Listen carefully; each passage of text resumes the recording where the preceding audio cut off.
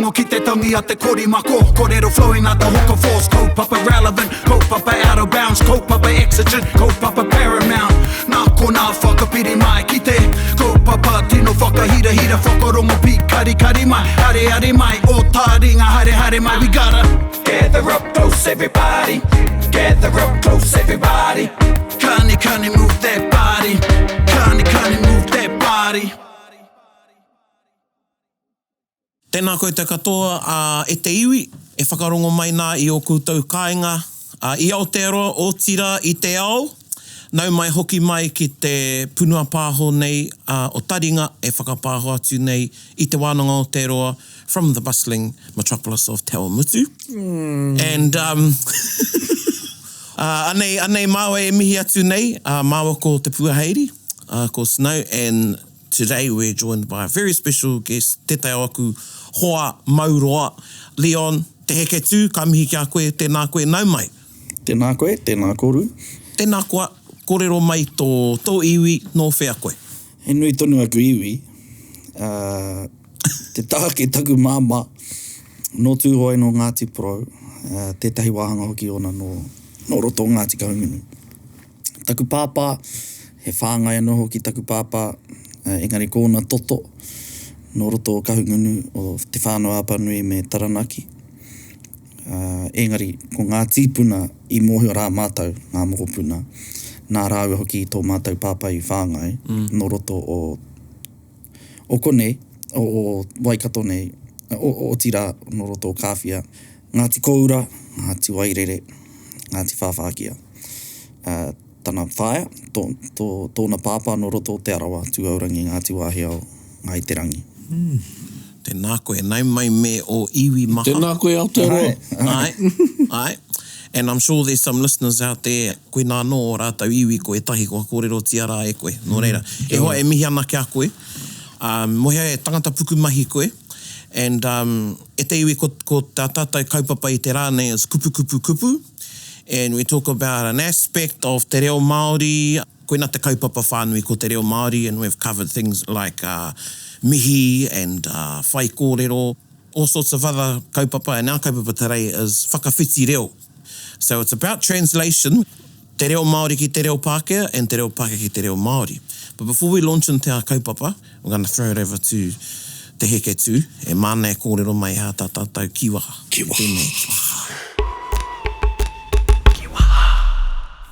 Te kiwaha o te rānei, ko rarawe noiho. Rarawe noiho. Rarawe noiho. He kiwaha nā māua ko tō tātou tuahine, ko pānia i... E arai te mea nā māu i hanga, nā te mea he kupu tahi to kē hoki, te rarawe. Engari nā māu i hahu mai, kia whitikina noa e te rā, hei whakamārama i te māmā noiho o tētahi āhuatanga, o tētahi mahi. Koe rā te tikanga o te rarawe noiho. Rarawe noiho. Rarawe noiho. Easy as that. Easy as that. Easy as so that. Sort of like same as piece of cake. Piece of cake. Piece of cake. Rarawe noiho. Rarawe noiho. So I'm sure our kōrero is going to be rarawe noiho. Ai. Nō reira, e te iwi, koe nā tātātou kiwaha, rarawe noiho, add that to your puna kupu. Ai, get your tongue around it. Your puna kiwaha, I should say. And tirohia tātātou whārangi pukamata. Kei reira nā kiwaha kua kōrero ketia, i roto i nā puna pāho ka maho e kenei. Me whakarongo pi kari kari. Nō reira, e hoa ma, tātātou kaupapa. Whakawhiti reo, and I know there's going to be a lot of them going, yeah, translation. Yeah. Yes. Wow. This Such is a riveting subject. But on the other hand, manohi anō, I know that there's a lot out there that do have lots of questions, and we've had them through our Facebook page. Tuatahi ake i te mea karetaku hua nei e whakapuhi aia. Ko te heke tū tētahi ki au nei, kei te taumata o Te Reo Maori. Tika anō. You know, a lot of people call me mātanga reo, karewe whakapono ki tērā karangatanga moku. Engari, ka ki au he mātanga reo a te heke tū. And he's somebody to aspire to for everybody. And we came to know one another i roto i ngā manu kōrero many years ago. When we competed. Many, kiwa anō tēnā. Tika, and then we reconnected when he was teaching at Te Wānanga o Te Aroa, i Te Rawa. And then, since then, through te panekiretanga o Te Reo. And ko te heke tū tētahi o nā kai turuki, so he's one of the support tutors of te panekiretanga o Te Reo, who supports himself and Pānia, along with myself and Pakake, but in respect of Te Reo Maori, him and Pānia are the left and right hand, I guess, of Sir Dr. Timoti Kāretu. Dr. Sir. So koe nā wana credentials, and whakawhiti reo is your bread and butter, niha? Pretty much, yeah. Most of my paid work is around translating. Give us an idea of some sort of things. Yeah. That He rara we noi hon te mai, ne? yeah. No, it's not a piece of cake.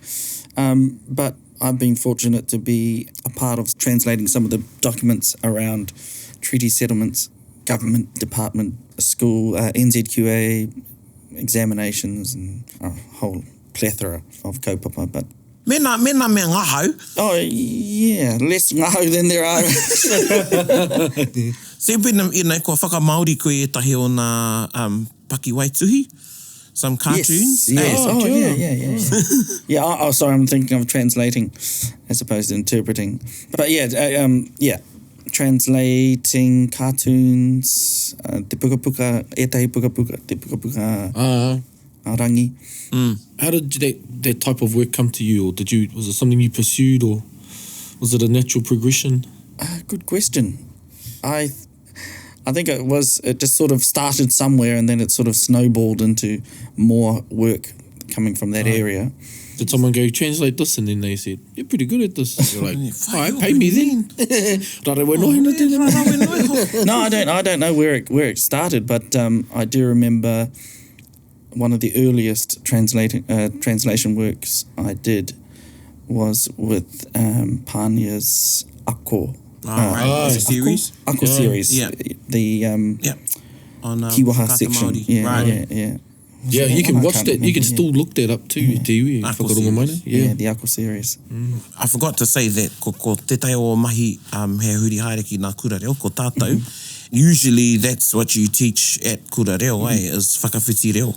Yeah, and that was also another sort of change. When I first started at Kurero, it was grammar and things around that. Well, Anita Moke, that was her job before she gave it over to me. Then Jared came in and I gave that to him, and I got switched to the whakamaori. Well, I think that's because no one else wanted it.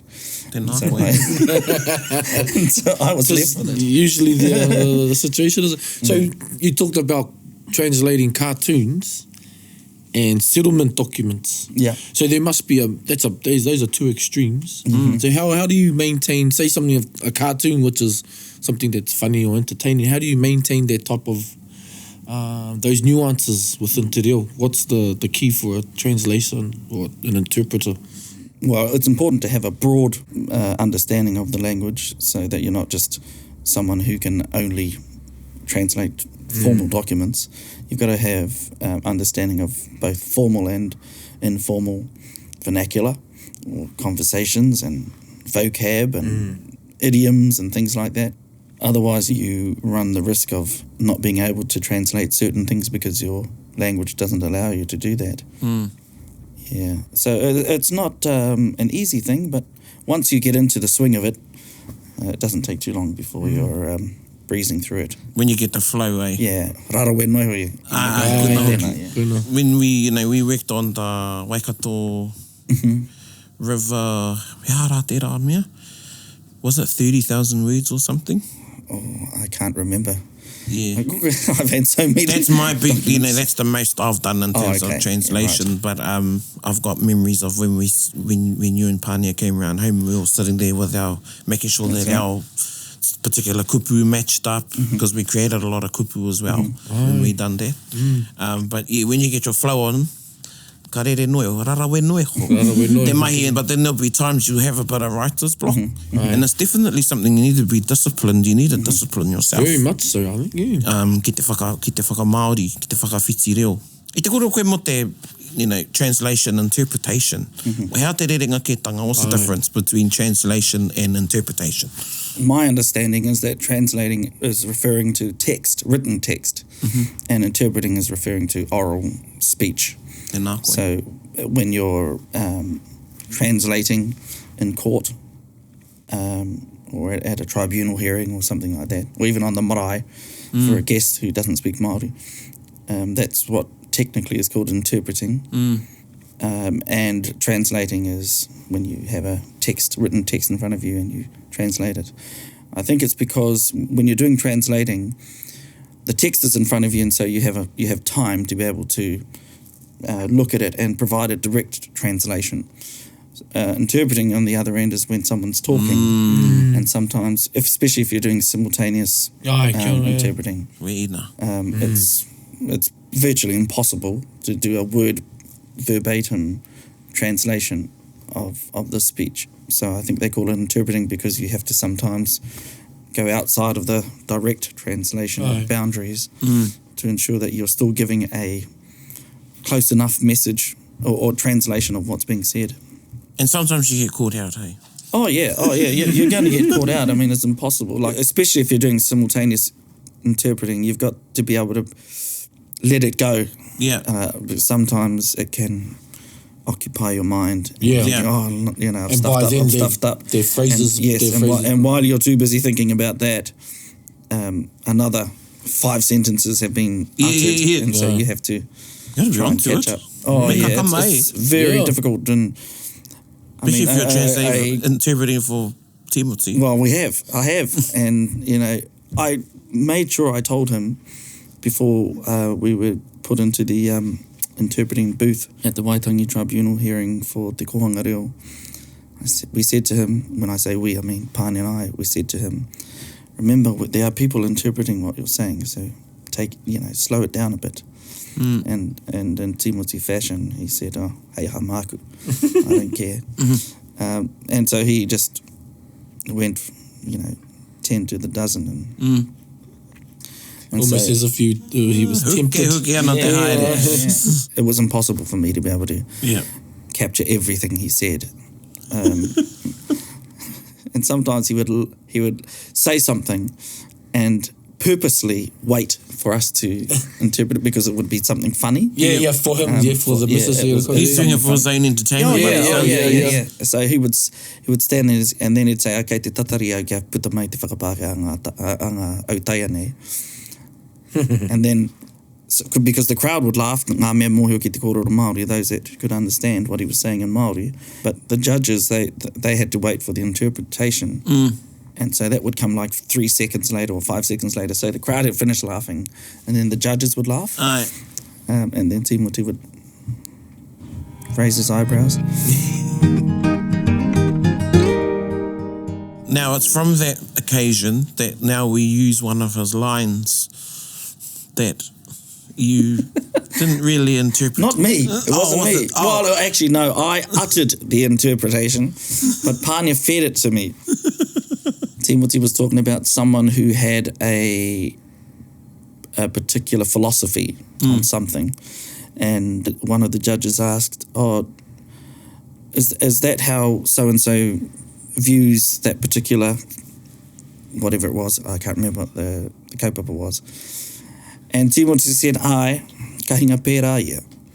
And because I was in the midst of interpreting a sentence prior to that particular statement, I asked Pania, what did he say?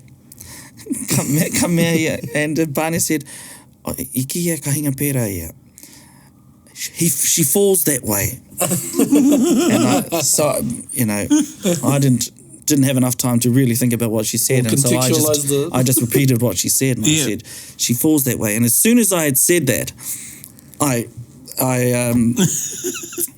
was startled, and I looked at it and I said, "Ko ke te." And it was too late; it had already gone out.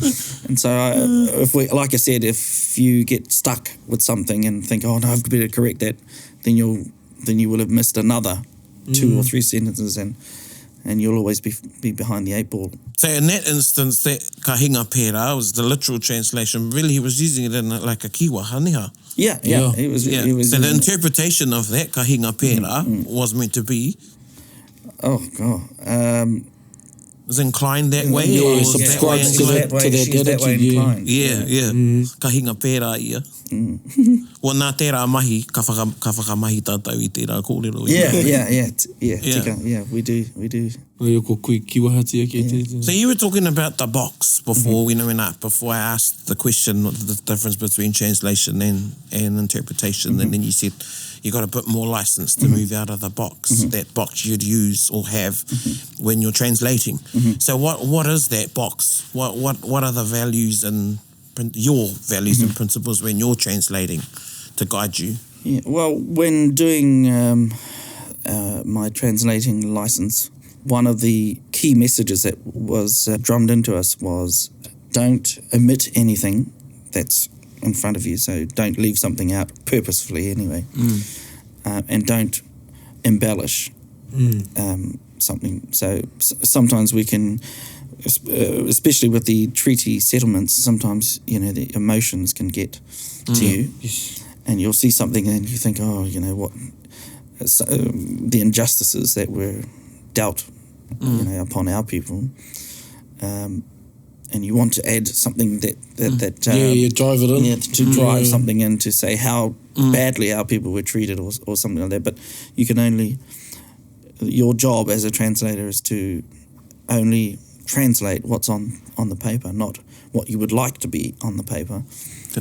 So one of the principles, I suppose, of translation is don't omit anything and don't add anything to what's in front of you. It's important to look at the context of the text. Te horopaki. Te horopaki, yeah. Horopaki, context. And the genre, the mood, all those types of things. So, how you would translate a legal document is going to be totally different to how you would translate a cartoon. So you wouldn't use the same language, you wouldn't use the same tone, you wouldn't use the same structures and the same expressions. Another really key thing I really want to emphasize is having your work proofread. Kia ora. You have to be pretty arrogant, think that you don't make any mistakes. Obviously, there are going to be times when you don't have the time to get it proofread if it's a really urgent translation and they need it within an hour or so. Sometimes you won't be able to get that, but when you do have the time and the means, then you should get your work proofread. Tēnā koe. By someone who you trust. By someone who you trust. So you don't has fall the that eye way. for detail. And also has the capability to do the work. so within, like, say, you do court translations or settlement translations, do you come across words in which you have to create new Māori words? Oh yeah, absolutely. That's not a daily thing, but it's a recurring thing.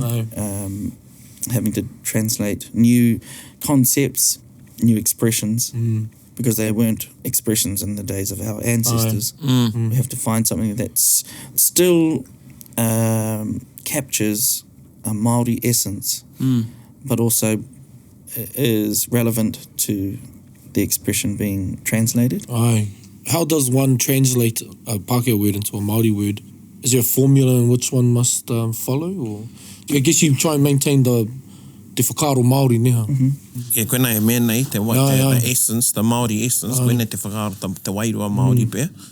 Yeah, well, Because I with think new words, you can go down 2 paths. One path is just to get the phonetics of the word, and like our ancestors did with a lot of Pākehā words, like ero prena and tepu for tepu, turu, etc.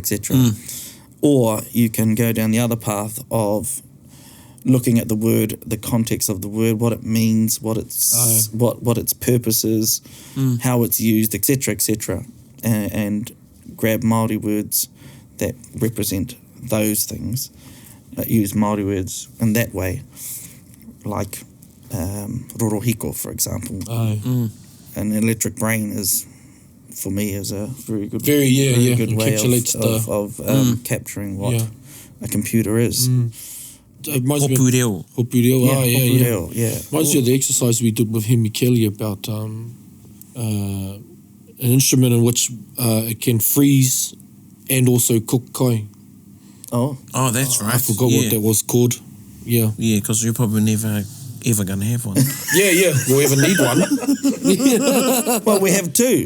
We have a fridge. We have a microwave. I think that's because you could like snap freeze something, like you can quick chill it. Quick chill it. And then you can still cook food. So it's sort of like a microwave that does the reverse as well. So one of the words that came out, which I thought was pretty cool, was whitingao or pūngao, which is a changing of the molecular structure in a quick way. So it was, a different, Imagine saying that though in a sense, I roto I te reo. Rau atu tēnei ki te whitingao. Whitingao. Oh, okay. I think that's something that people need to be careful of because, social media and Google and, everything. And now we've got all these wordsmiths, and I'm not putting people off, but, self-professed wordsmiths who are making up kupu. So, pewhi o whakaaro, like, where does that sit, creating words and things like that? What gives you or myself the license to make to do so, Well, I mean, everyone has a right to create a word. I mean, that's how words are created. I mean, no one, there is no one particular body that gets to decide what word is appropriate for whatever.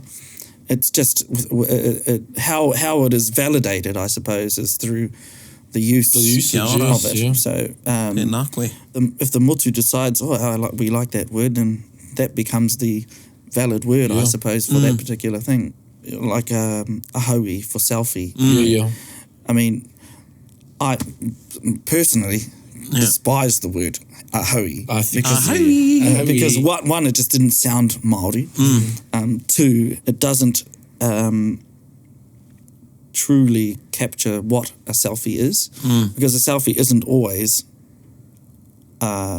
yourself. Me. And the it isn't always me or on my own. It's sometimes a selfie is me with others, and so it's not about me. And I think whoever heard the word thought that's what it meant. It was about me, but it's not about me. Sometimes it's about being with others and capturing. So others it's a mataui. Mataui. Well, if there's more than two, And so that was I didn't like that personally, and I think some people picked it up, but I don't think it's very much used now. I haven't heard. To your relief, it's been gone. Much to my relief. Yeah, and people bring it up now and again. I think more as a joke than. Yeah, I think so. I think now it's sort of So koe hā tātai kupu mo te selfie. Ko te kupu a te hau mihiata me taku pai ki te rā kupu ana, ko te kiri āhua. So kiri being self.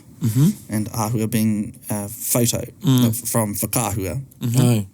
And so she's, it's a compound word of kiri and whakāhua and truncated to kiri āhua. So while we're on whakāhua, because I've had this discussion with people, and I said to them, stop saying tangohia he whakāhua. Tango whakāhua. So this is following the, this is whakaaro Pākehā. So tango whakāhua, take a picture. Engari, what we'd just say whakahuatia. So because tango is to literally take. Literal sense of taking. So if I was to say tango here taku whakahua, I would have a whakahua and you would take it from me. Yes. That would be what take away pretty much is tango. Not just take in the sense of take. I mean, take is such a general word too. It's not doesn't just mean given its meaning and context. So take a photo is just whakahua. And so you would say, can you take a photo of me mau hau e whakahua? Not mau e tango whakahua. What about some of these translations, like I find them quite funny. people have a go at saying something and it's not putting people down. Yeah. But, just have a little chuckle about them. Yeah. Like, I'm feeling down. Yes. Kei te whawha ki raro. Kei Yeah. te whawha ki raro. Okay. Yeah. I'm feeling down. Well, kei te whawha ia. But really, you know, say, Yeah. Well, ai ni pia kei te mā te wairo o te whakawhiu. I'm feeling down. I'm feeling down. kei te whawha ki raro. But I'm feeling down. Oh, kei te whawha ki raro. What? Kei te mau koe i te aha. Kei te whawha ki raro. Oh, ka aroha tērā. Yeah. Yeah, I mean, but again, that comes down to the understanding of the person or their lack thereof regarding te reo. And Aye. see, and that's a common thing amongst learners of te reo, is that you might give them something to translate and they'll look at the first word in the dictionary and just grab that. Say, like, for example, feeling, whawha. It's a totally different feeling. I did that. I did that in the weekend. There was I was Pehea tō, would you say, pewhia tō whawha? How you feeling? Yeah, that's right. Yeah. Well, pending it could be right, yeah. It could be in a howie. Because sometimes if you put te reo into Google Translate and vice versa, you get this whakamaori or whakapake that's like way off. Yeah. And something like this, ne? So don't go to Google Translate. Oh, They haven't the algorithm yet. no, because they may have entered a word into the database that they have that says this is the word for feelings. And so, they've just randomly selected a word for feelings, and then you end up with things like, kei te whawha ki raro, I'm feeling down. Yeah. I had the same chuckle to myself when translating on the weekend. Me hu, as in one should be passionate. And I went and looked for a cinnamon. A cinnamon? A cinnamon? I used the thesaurus. I te mai koe. My coffee. A synonym. A synonym. And I come up with covetous. And which wasn't there. And it was then I realised covetous doesn't mean that. To passionately pursue an effort. Aye. Be careful, e te iwi. Yeah, it's all about context. All about context. All about context. And so when creating new words, you've got to know the context. Otherwise, you could end up saying something that isn't either relevant to what's being said or isn't appropriate. Yeah, or fish becomes a bird because of the Chinese whispers or the wrong take of it. Would it be fair to say that, because, you've got literal translation and then you've got a translation of the essence or the wairua. Would it be Loose fair to translation? say... Yeah, a loose translation. Would it be fair to say you'd exercise the literal translation more so than the loose translation? Or are there times when you deem, actually, I'm going to he pai ake te whakamaori I te wairua o te kōrero. Kaua kupu nei. Yeah, very few... And an example. Have you got an example? Yeah, I didn't come prepared with any examples. I didn't know what we were talking about. We just saw Leon walking down the road and we said, hey, come for a yarn. Most of the work that I do is literal translation.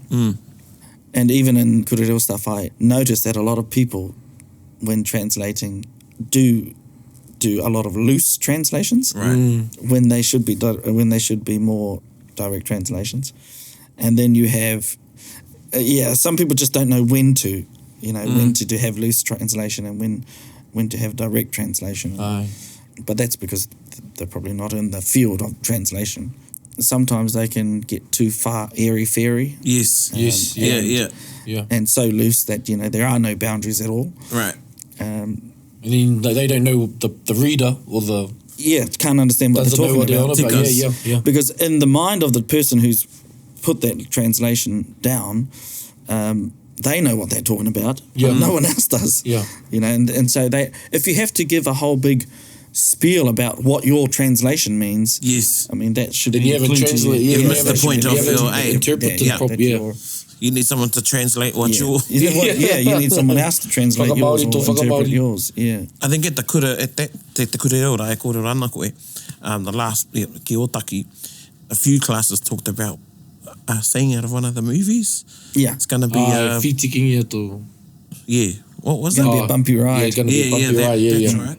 Or bumpy night. It's going to be a bumpy night. Yeah. Fasten your seatbelt. It's going to be a bumpy night. Yeah. Yeah, so it's not fasten your seatbelt, it's going to be a bumpy ride. No. It's going to be a bumpy night. Yeah. Yeah, and they were sort of having a bit of a chuckle about some of the things they came up with. Yeah. Or even you can't handle the truth, from Yeah, you want a the few truth. good men. Yeah. A few good men.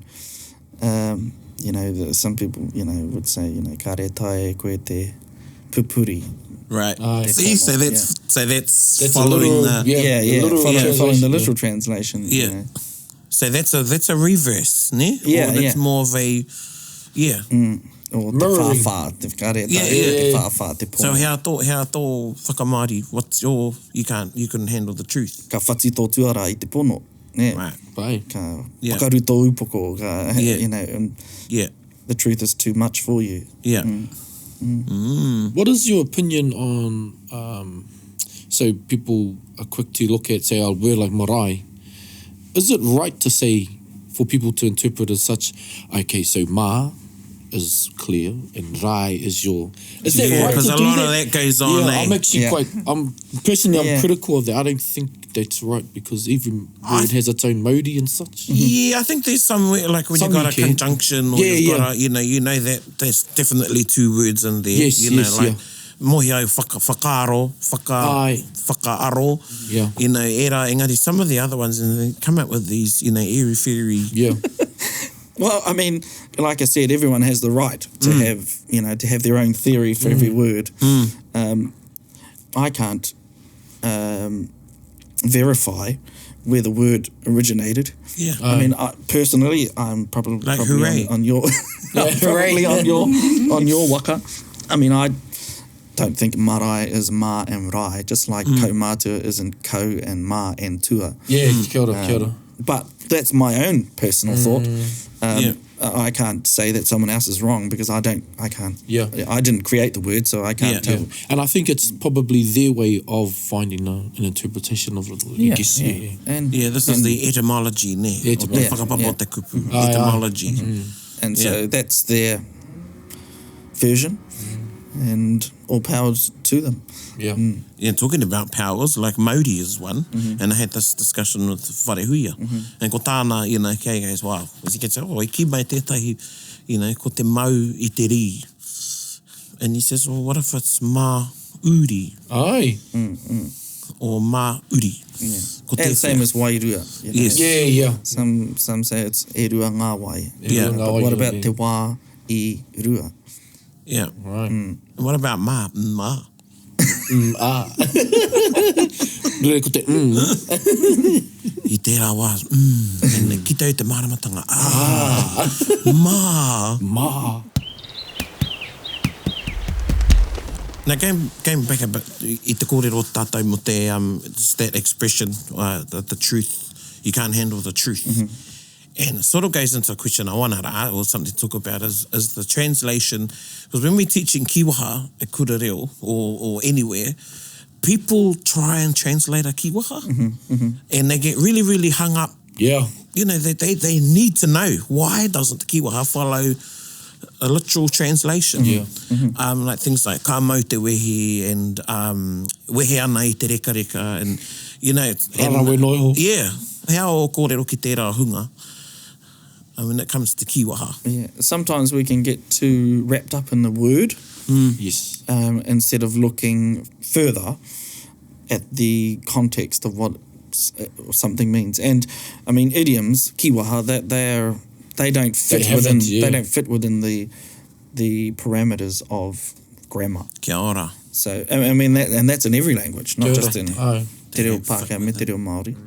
So you have to be able to separate kiwaha from wete reo or idiomatic expressions from grammar, and don't mingle them in the same category because I it's, I mean even in English. For example, you know, it's raining cats and dogs. I mean, that has no, cats and dogs has no relevance to heavy rain, you know.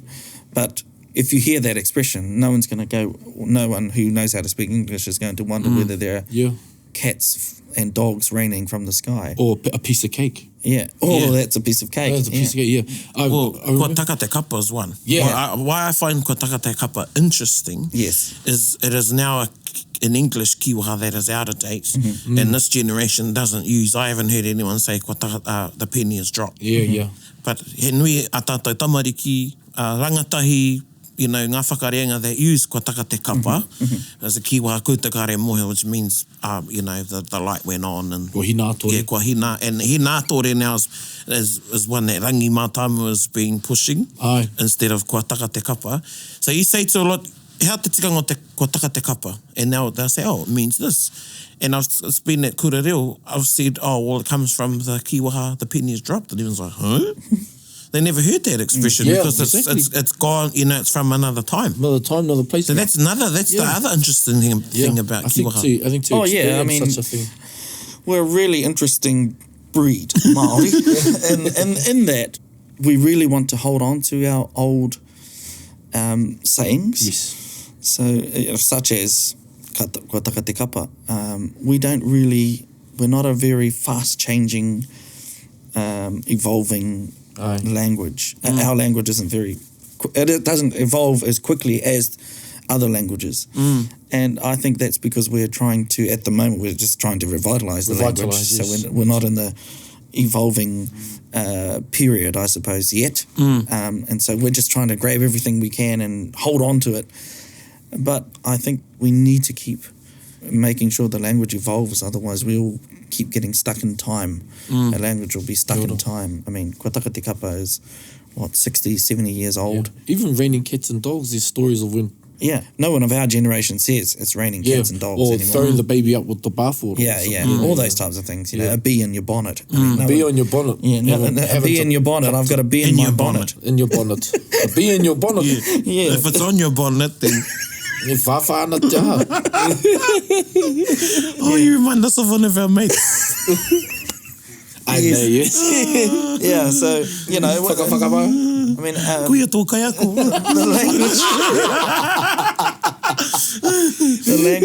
The language needs to evolve to ensure that we're current. Otherwise, we end up... And I think that's the reason why a lot of our young ones sort of turn away from the reo. Yeah, right. It's because it's not relevant to their world. Well, even as we still use, kupu whakarite, we talked about types of birds. To be honest, I don't think I've seen half the birds that I've mentioned in a lot of my mihi. And so, relevance is a big thing, but also it is important to maintain those, I believe. So instead of, you know, saying te manu arataki i te kāhui, you know, because you grew up with Sesame Street and you idolised Big Bird. You know, next time... Te manu kōwhai, te manu teitei kōwhai, tū tonu mai. Te piki manu. Te piki manu. You know, talking about, you know, kei a māua i tēnei wā, a māua karanga tamariki. We've got two 11-year-old and a 13-year-old. E tamaiti he te māhine. And te tamaiti nei, he kāia ki te kōrero Māori, o rāua, ne? And he makes his own... You know, ki te kore e mo ki te kupu, he makes up a transliteration. Oh, yeah. And he's got some hard case ones. Yeah. Like, I waiho e au ki te penti. And I go, how te penti? And Rangi was there with it, was the bench. And Rangi goes, boy, I think no tūho e koe. No, that's a common practice. And it's also it should be an indication to you that the child doesn't know the word for that. Yeah. And so trying to remain in Te Reo Maori still, I mean, my children, our youngest son, he would bring a friend over, and I remember, it's probably not a good example, but he came over and he saw our whare, and for some reason he thought it was a reasonably wealthy looking whare. And he said, oh, matua, he riche koutou.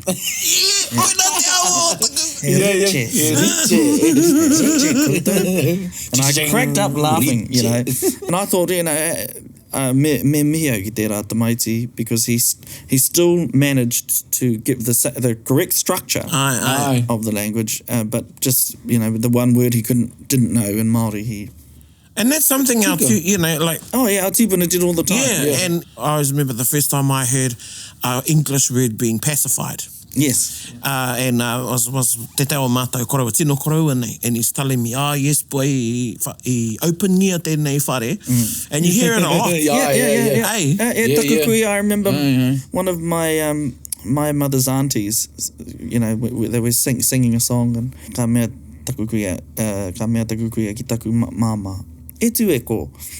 Action here mai ngā ringa. Ai. Yeah. Me te whakaofingia te rauti. Yeah, whakaon here, whakaof here. Yeah, gad. Yeah, those are different. Where does that sit though? Like, I roto i o whakaro, where does that sit? And, kei te kōrero tātou mo te evolution o te reo Māori. And that's a part of it. Yeah. It's got to be. Yeah. People are still trying to communicate. They're following a Māori. So is it Pidgin Māori? Ko te Pidgin Māori tērā he ara warane. It would be some type of Pidgin Māori. Well, Sure Marika ni. But I mean, I remember having a conversation with a Japanese friend of mine who taught Japanese, and he said that in their language they do a lot of that. Because for them it's not so much about the word, it's about ensuring that the structure of the language remains the same. Yeah. So, and you that do, was that with our you do tipuna. hear, Yeah. you're right. Ai ka rongo i nā hapani he kōrero ana. Ka reha ki a rātou. Kia na hotoni ko nā kupu Pākehā nei. Ai. You hear it. Yeah, and if you refer to the example of that particular device that freezes and cooks at the same time, whatever the name of that device was, you would just put it in the sentence and you just say the English word. I would rather someone still give me a good structure rather than have every word in Māori. Right. Obviously, in the ideal word, you would have a Māori word for that particular device. But, I would rather them be able to give me a well-structured sentence with one English word, because they don't know the Māori word for it, than to have some gobbledygook. A ruined sentence and the correct word. Yeah, with a correct Māori word. I mean, a whawhaki raro. Yeah, a whawhaki raro. Yeah, that's a classic example. So what is, how te kupu Māori mo bench? Pai. Te pai? Yeah. Pai kai. Pai kai, kei te aho te momo bench. Yeah. Well, maro mati ki te. Yeah. Now, I wanted to, I pirangi te kōrero, because I always get asked lots, what does my name mean? Or people that are finding, and I caution my whānau and friends when they're making their babies' names up. Aye. We've talked about why te mitingi iho, at the end of the day, it's up to them because they're going to name that child. But what is our advice to people that are making up babies' names? Because I've heard some, I don't want to say any, but I've heard some, like you say, it doesn't sound Māori. And to those that are wondering, what does because people ask me, what does my name mean? And I'm like, well, I don't know, because literally it could mean this, but I don't know the whakapapa of your name. Yeah. Pera I te kaue whai wairere, don't go chasing waterfalls. Yeah, see? Whawhaki raro. Whawhaki raro. Yeah, well, like I said, and you're right, parents have the right to name their child whatever they like, but from personal experience, when our son told us he was going to name his children this name and this name and that name, the first thing I asked was, where does it come from? Why have you decided to give baby that name? Because personally, I also think that babies, when given a name, can sometimes take on whatever that name comes from. So, Tika. Interestingly enough, my middle name's Heketu and Morella from my grandfathers.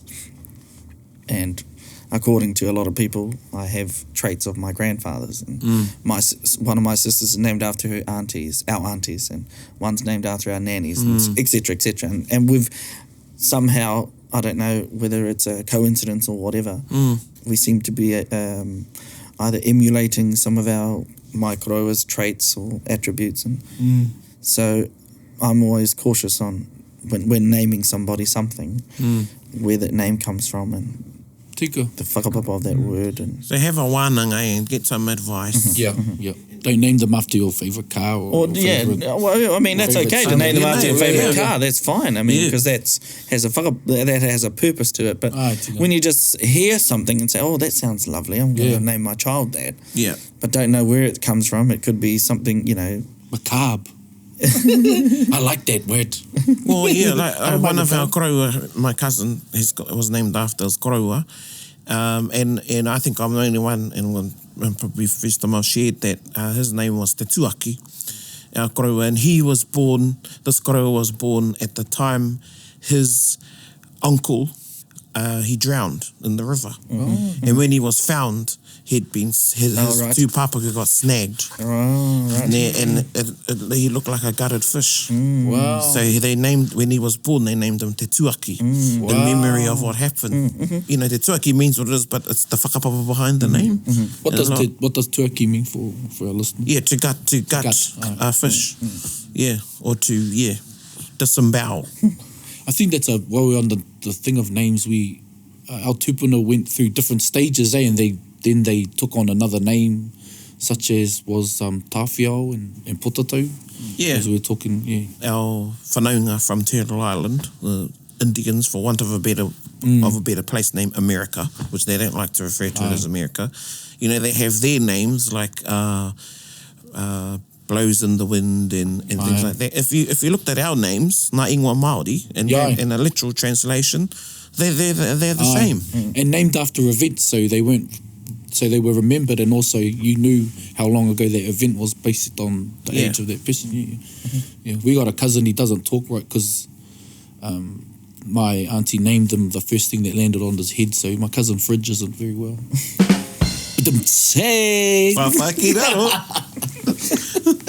No rere ho, kei whakakapu ake, what is your advice ki te hunga e hihi ana ki te whai I tēnei huarahi? To be a translator, hea ho kōrero aki a rātai, me ngā kōrero āwhinai a rātai? It's important to have a very broad understanding of the language and right across the spectrum as well, not just grammar, not just be a good grammarian and know your grammar back to front, but also knowing idioms, knowing proverbs, knowing tribal expressions. It's important to have a broad knowledge of the reo if you're wanting to do translation.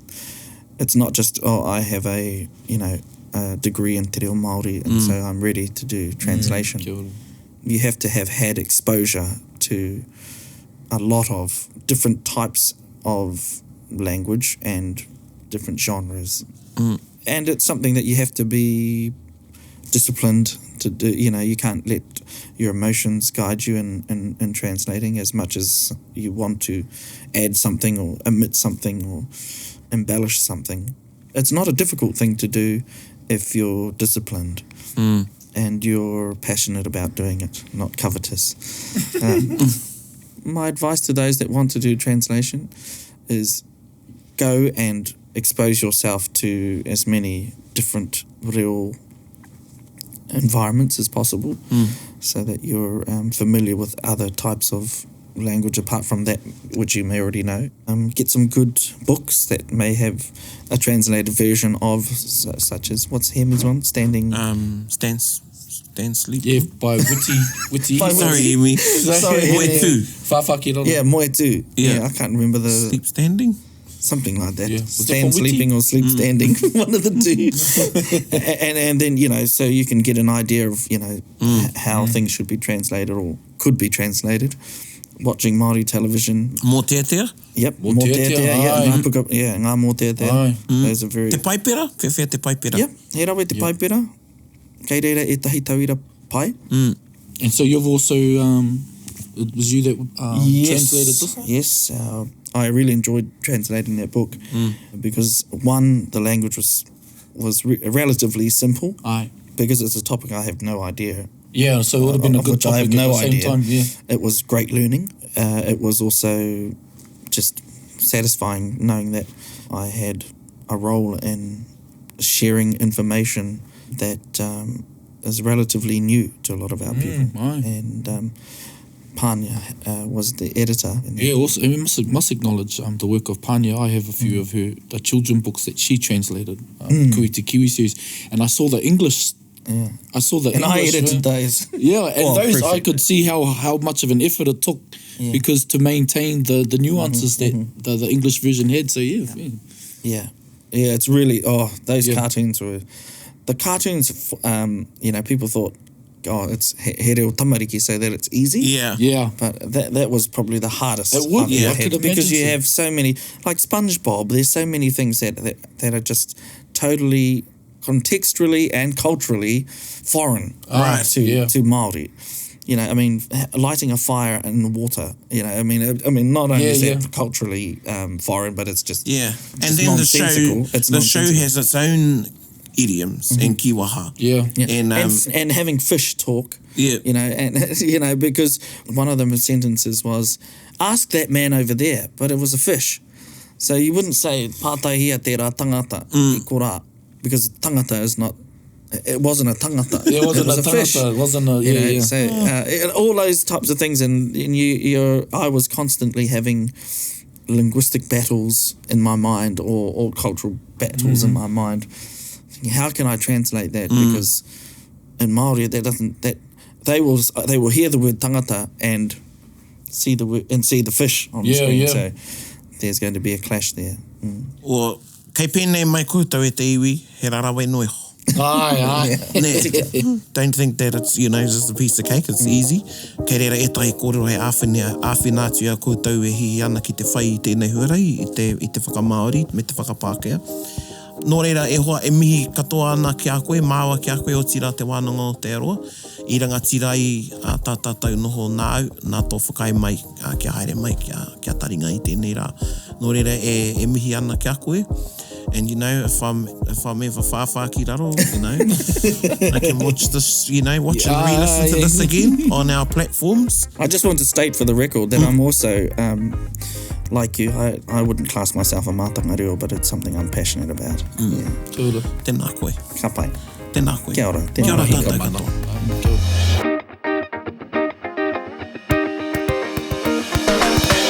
Bit whakaronga, bit kari. Get the rope close, everybody, buddy. Taringa. Yeah, tahuri mai ki o. Whakarongo ki te tangi a te kori mako. Kōrero flowing out the hook of force. Kaupapa relevant, kaupapa out of bounds. Kaupapa exigent, kaupapa paramount. Nā ko nā whakapiri mai ki te. Kaupapa tino whakahira. Whakarongo pi kari mai. Hare mai, o Taringa, hare mai. We gotta gather up close, everybody. Gather up close, everybody.